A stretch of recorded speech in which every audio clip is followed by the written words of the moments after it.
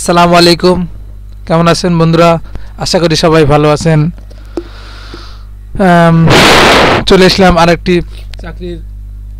আরেকটি চাকরি বিজ্ঞাপন নিয়ে। আশা করি আমার ভিডিওটি আপনারা শেষ পর্যন্ত দেখবেন এবং ভালো লাগলে আমার চ্যানেলটি সবাই সাবস্ক্রাইব, লাইক এবং কমেন্ট করে দেবেন। আসুন আপনার বিস্তারিত দেখে দিই আজকের বিজ্ঞাপনটি। গণপ্রজাতন্ত্রী বাংলাদেশ সরকার রেলপথ মন্ত্রণালয় প্রশাসনিক এক অধিশাখা। এই বিজ্ঞাপনটি প্রকাশিত হয়েছে 13 মার্চ 2023, 28 ফাল্গুন 1429। নিয়োগ বিজ্ঞপ্তি। এখানে মূলত কয়েকটি পদে রয়েছে। 1 নম্বর পদে রয়েছে 60 মুদ্রাক্ষী কাম কম্পিউটার অপারেটর। এখানে বয়স 18 থেকে 30 বছর। পদ সংখ্যা রয়েছে 2টি। যোগ্যতা কোনো স্বীকৃত বিশ্ববিদ্যালয় হইতে স্নাতক বা সমমান ডিগ্রি এবং অভিজ্ঞতা রয়েছে 60 লিপিকার। সর্বনিম্ন গতি প্রতি মিনিটে ইংরেজিতে 70 এবং বাংলাতে 45 শব্দ থাকতে হবে। এবং কম্পিউটার টাইপিং সর্বনিম্ন গতি প্রতি মিনিটে ইংরেজিতে 30 এবং বাংলাতে 25 শব্দ। কম্পিউটার প্রশিক্ষণপ্রাপ্ত এবং কম্পিউটার ওয়ার্ড প্রসেসিং সহ ইমেল, ফ্যাক্স পরিচালনার দক্ষ ও অভিজ্ঞতা থাকতে হবে। কোন কোন জেলা আবেদন করার প্রয়োজন নেই সেটা আপনি পরে বলে দিচ্ছি। আসুন আগে পদগুলি আপনাদের জানিয়ে দিই একটি একটি করে। ভিডিওটি শেষ পর্যন্ত দেখবেন আশা করি। কম্পিউটার 2 নম্বর রয়েছে কম্পিউটার অপারেটর।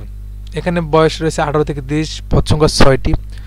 যোগ্যতা স্বীকৃত বিশ্ববিদ্যালয় হতে বিজ্ঞান বিভাগে স্নাতক সম্মান বা সমমান ডিগ্রি এবং সরকারি প্রতিষ্ঠানে কম্পিউটার পার্সোনাল নিয়োগ বিধিমালা 2019 এর তফসিল 2 অনুসারে কম্পিউটার মুদ্রাক্ষিক প্রতি মিনিটে বাংলায় 25 শব্দ এবং ইংরেজিতে 30 শব্দ গতিসহ সংশ্লিষ্ট বিষয়ে স্ট্যান্ডার্ড অ্যাপোর্টিং স্টেটে উত্তীর্ণ হতে হবে। 3 রয়েছে অফিস সহকারী কাম কম্পিউটার মুদ্রাক্ষিক।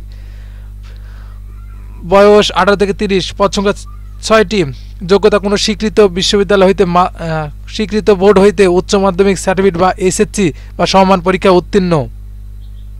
এবং নিচে রয়েছে ক্যাশ সরকার। বয়স 18 থেকে 30, পদ সংখ্যা 1টি। যোগ্যতা কোনো স্বীকৃত বোর্ড হইতে বাণিজ্যিক বিভাগে উচ্চ মাধ্যমিক সার্টিফিকেট বা সমমান পরীক্ষা উত্তীর্ণ। এবং শেষে রয়েছে অফিস সহকারী। বয়স 18 থেকে 30, পদ সংখ্যা 2টি। যোগ্যতা মাধ্যমিক স্কুল সার্টিফিকেট বা এসএসসি পরীক্ষায় উত্তীর্ণ। আসুন কোন কোন জেলা আবেদন করার প্রয়োজন নেই। ঢাকা, টাঙ্গাইল, নারায়ণগঞ্জ, ব্রাহ্মণবাড়ি, রাজবাড়ী, চাঁদপুর, হবিগঞ্জ, দিনাজপুর, খুলনা, নাটোর, ময়মনসিংহ, রাজশাহী, পটুয়াখালী, ঝালকাঠি, কক্সবাজার জেলার প্রার্থী আবেদন করার প্রয়োজন নেই। তবে ইয়াতিম ও শারীরিক প্রতিবন্ধীর ক্ষেত্রে সকল জেলা আবেদন করতে পারবেন। আসুন আপনারা কীভাবে আবেদন করবেন সেটা আপনাদের একটু বিস্তারিত জানিয়ে দিই। এখানে প্রার্থীর বয়স 1/3/2023 তারিখে অবশ্যই 18 থেকে 30 বছর থাকতে হবে। তবে বীর মুক্তিযোদ্ধা, শহীদ মুক্তিযোদ্ধার সন্তান ও শারীরিক প্রতিবন্ধীর ক্ষেত্রে 32 বছর। আসুন কিভাবে অনলাইনে আবেদন করতে পারবেন সেটা আপনাদের একটু জানিয়ে দিই। আবেদনপত্র পূর্ণ সংক্রান্ত শর্তাবলী। পরীক্ষায় অংশগ্রহণের ইচ্ছুক প্রার্থীগণ এই ওয়েবসাইট হইতে more.teletalk.com.bd ওয়েবসাইট হতে আবেদনপত্র পূরণ করতে হবে।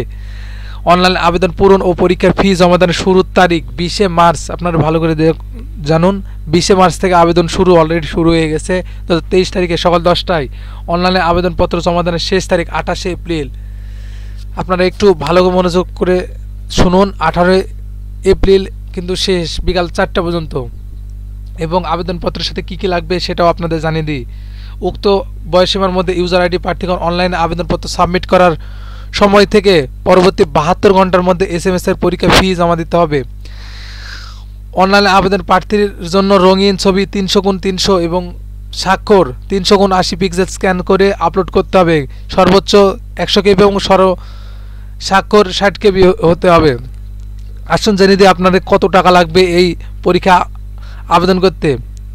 এখানে মূলত কয়েকটি পদে রয়েছে। 1 থেকে 3 ক্রমিকের জন্য 200 টাকা এবং টেলিটক সার্ভিসিং চার্জ 23 টাকা